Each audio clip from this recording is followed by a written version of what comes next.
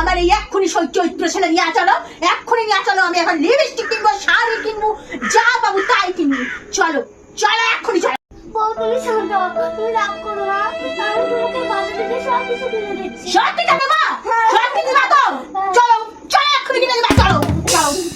বউ, তাহলে আমার আজকে খুব পায়ে ব্যথা করছে, তুমি আমাকে কোলে নিয়ে চলো। কোলে নিয়ে বাজারে যাবো? তাই চলো, কোলে নিয়েই বাজারে যাবো। চলো, তাও আমাকে কিনে দিতে হবে